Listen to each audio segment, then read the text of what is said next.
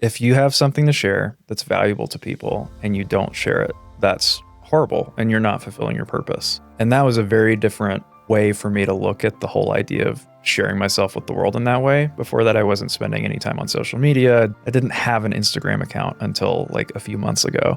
And it was almost like you need people at certain points in your life who you respect to give you permission to do something that, if not approached in the right way, could be very damaging. There's an aspect to sharing yourself on social media that can be exactly that slippery slope that I was mentioning earlier, and was probably part of the reason that I resisted it. It was like, this can only spell bad. But because it was at the right time and the right person gave the advice, and I had the vehicle through, an investment and a unique skill and value proposition to actually share something that I felt was worth sharing and not just like documenting your breakfast every morning, it made sense at the time. I thought, okay, here's a great way to fill that need of significance and need for attention in a way that aligns with what I think is actually valuable that I do in the world, and can not only help me satisfy that need, but help other people on a journey where I've got unique experience that frankly I undervalued and undershared for years. It's such a great journey, and my content journey has been very much the same thing. If I think about, I said I didn't want to talk about my 8-figure exit, and all, because I was being humble, right? Reality was I was scared. Yes, I was scared of putting myself out there. I was scared of judgment, and the online world is a scary place. Like, people are really mean, and there's no reason to do that or subject yourself to that. Right. Why do that unless you have a really compelling reason? And I didn't think I had one. I imagine you didn't feel like you had one either. Totally. Until we get that mirror up and go, actually, you know what? I have been through the shit. I have some things that I've learned through blood, sweat, tears, and I love learning the hard way, but I'm trying to quit. And maybe, just maybe, if I start sharing that message, I can shortcut other people's pain, right? And I want to rob them of their pain. Everyone's going to go through their own journey, but hopefully I can kind of share some of the mistakes. And someone like you comes along into my life, and I go, hey man, I've made this and lost it a bunch of times. I really hope you don't have to do that. I can only imagine what I would feel right now if you hadn't started sharing yourself at the time that you did, because I didn't have anybody who was in my social feed who was sharing a journey of making a lot and losing a lot. And even just what I was really interested in was the psychological and emotional approach to these things. I mean, what I really appreciate about you is like, yeah, we can talk about portfolio allocation. I'll give you your 15 minutes of what you need on the basics, but really we got to unpack the emotional aspects of not just what it takes to create wealth, but what it takes to deal with having wealth, which is something that people rarely ever talk about, that I've heard at least, and is such a unsolved need that frankly is traumatizing in its own right if you don't know how to deal with that. It's kind of like having a huge amount of electricity that's got nowhere to go. It just implodes on itself at some point. So what does wealth mean to you now, and how has that definition evolved over time? I think the best answer is waking up really happy with what I have is true wealth. And it has nothing to do with a number on a screen for how much is sitting in your bank account or your Bitcoin wallet. I've had days where I feel like the least abundant person in the world with 7 figures sitting liquid and available to do anything with, which is a hilariously sad place to be. So to me, it's all about the feeling. And if you can wake up feeling grateful for what you have, excited to do what you do, and in love with the place that you live and the people you get to spend your time with, that's wealth. Nothing to do with a number, all experiential. So how do you think about cultivating that wealth? Have to be intentional about it. Have to know that it matters and spend time cultivating the state for that to be how you show up and how life shows up for you. So for me, meditating is a non-negotiable. Recently, fitness has become a non-negotiable because a great mind without the vessel of a fit body is kind of mismatched, and you're missing out on potential.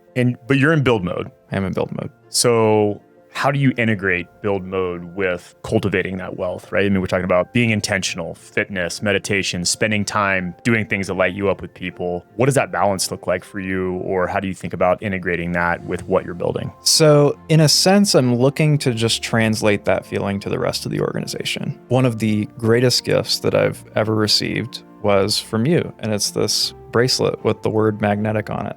And I wear it every day as a reminder of how I show up best. And that word magnetic to me means not just am I showing up and doing the things to build the thing? Am I being the person who enables the people around me to build the thing and who attracts the right opportunities into his world? And that has nothing to do with getting up and grinding. It has everything to do with getting up and being in the state of someone who's worthy to receive. Profound wisdom. And I love your word magnetic because there's so much depth there. So what do most people get wrong about the process of building, and how do you think about changing that for yourself and getting it right?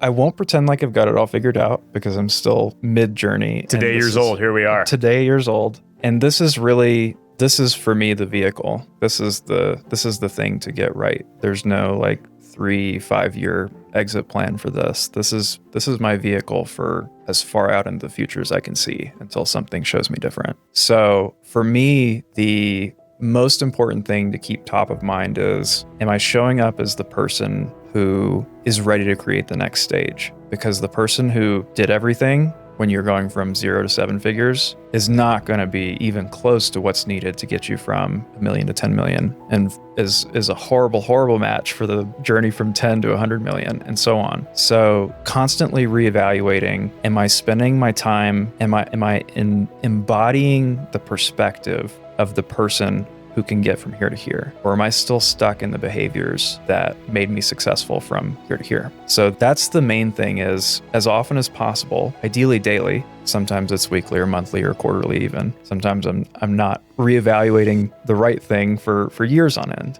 But as often as possible, coming back to, am I being the right person for the next stage? And if not, and if I can't be, who do I need to bring in? So who's the right person for the next stage of what you're building?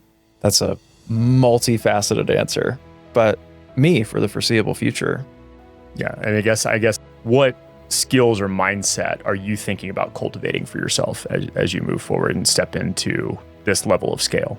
It's one thing to be a leader. It's another thing to lead leaders. And that is the next rung up for me, is not just showing up as a leader for people on my team, but showing up as a leader for people who already have great leadership skills and can lead other people on my behalf. And that requires just a different level. It's almost like, instead of caring for a little brother, caring for yourself, like really inhabiting what would make me the most effective at what I do, and how can I give that to somebody else? Not just how can I support someone who's a subordinate. And how big's your team currently? We're at 15 people. Cool. And what are some of the challenges that you've learned about yourself as you're leading a team of 15, right? Because again, and I imagine that there's been many, but like, what are some of the most profound leadership lessons that you've learned over the last 3 years in growing your team? I'd say the biggest one, and I already kind of knew this about myself, was that at a certain point, I just get detail overwhelmed. And there's things that are important that I should have no opinion on at all. And up until probably about 10 people, I had the bandwidth to have an opinion on most everything if it was asked of me. And I'm at the point now where too many things are happening on a daily basis, whether from site operations to customer service to marketing to event planning, that I cannot be even aware of most of the decisions that are being made. And that's a good thing, as long as you've got the right people making the decisions. And thankfully I do. I feel like I do. But letting go was the skill to learn, and still is the skill to learn, to make sure that everything gets done and it doesn't need me to get done, and I can withdraw that energy to then focus on higher order, call it strategic partnerships, alignment with really key players. If I'm bogged down in the details of the banner at a conference, can't do that. It's just one thing or the other.